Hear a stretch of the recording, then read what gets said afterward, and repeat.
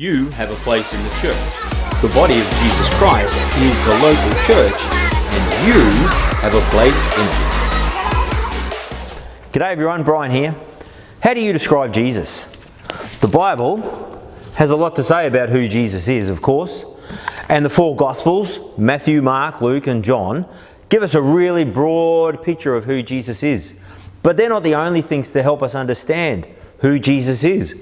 Something of what he looks like, but a lot about how he acts and his character. And Revelation chapter 1 is another part of the Bible that also helps us to understand who Jesus is. But the picture that's painted here might not be the one that you normally associate with Jesus. You know, the gospel stories, we can read them and we can come across a picture of Jesus that he's really nice, always cuddly and welcoming.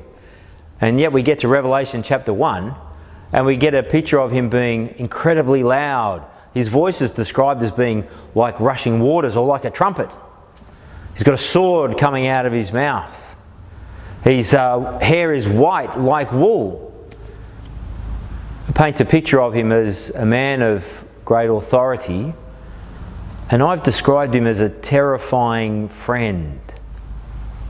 Because as you read through it, you recognise that here is Jesus, and the way he's described there can be quite terrifying. In fact, John says, "And I fell down as though dead when I saw him." But he's a friend. Because John says, "I saw him walking amidst the lampstands." In the next chapter, we see Jesus walking amongst the lampstands. And what are these lampstands? Well, the Bible describes them as the churches. Jesus is walking around. He knows the churches. He knows their troubles. He knows their suffering. He knows their situation.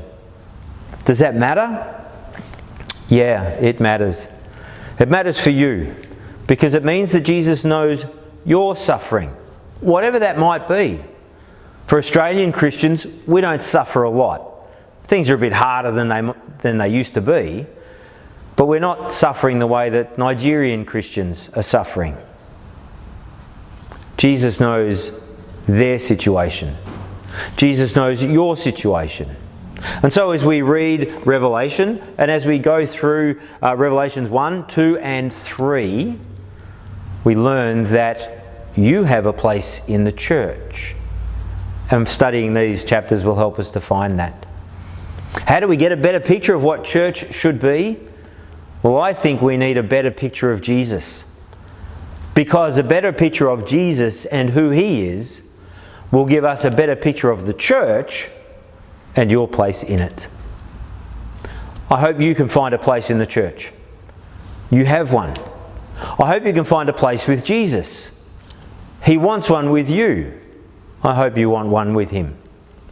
We'll keep going through Revelation chapters 1, 2 and 3. It'd be great to have you on board with us. Tune in, know Jesus, and know your place in the church. God bless you.